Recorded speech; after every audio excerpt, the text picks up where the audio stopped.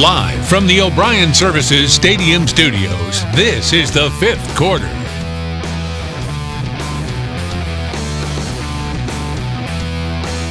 Hello everyone and welcome back into a special playoff edition of the fifth quarter. I'm Tanner Barth. Our show brought to you each and every week by the O'Brien Service Company. Thanks for joining us tonight. We have some big time games to get to. We started off with our fifth quarter game of the week in Class 3 AA. The West Brunswick Trojans hosting Chapel Hill, and anytime the Trojans are in action, you know the town of Charlotte is going to be rocking and rolling, and they were tonight. But it was the Tigers coming out with the first punch in the first quarter. Caleb Kelly rolling to his right, dumps it off to his big man, Ben Yates underneath, and the senior is in for the score.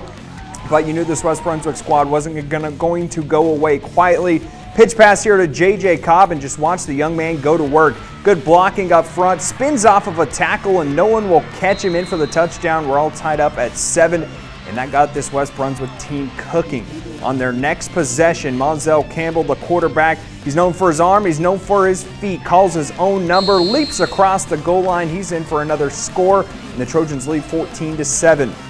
Chapel Hill looking for any way to slow down West Brunswick, trying to get their defense pumped up, but they can never find it in the second quarter. Inside handoff here to Johnny Magmy, working behind the big boys, slices and dices. He's in for the touchdown. It was a big second quarter for West Brunswick. Chapel Hill was never able to mount a comeback in this one. They got close, but it was a little too late. West Brunswick impressive onto the second round with the 42-35 win. And we talked about what an impressive win for Brett Hickman's squad after falling behind early 7-0. They stuck to their guns, pull out the great win, and it'll be the Trojans' first trip to the state quarterfinals since 2003. And we've got more action to get to. Let's jump back into the highlights. We got to Columbus County. West Columbus hosting Pamlico County.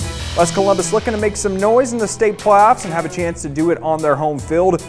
But it's Pamlico County striking first. Savon Tutt, the direct snap, takes it in for 6 after a big collision at the goal line. The Vikings trying to march down the field on their next drive, but they get bit by the turnover bug. Jamie Gibbs takes it right out of his hands and goes the other way to the distance. It is a hurricane touchdown in West Columbus. Well, they were trying to do their best to stay in the game, and they go to the air. How about a little jump ball? You'd think it was a basketball game, because right there is the B-ball standout, Brandis Kelly, setting up the Vikings in Pamlico territory. And they go to the well one more time in the air again, and it's successful once again. Deep ball into the corner, tip pass, Brandis Kelly wins it again, in for the score for West Columbus. They would go for the 2-point conversion in the second quarter, trying to keep this one close, and they get it right here on the jump pass over the line, but the game was out of reach at that point.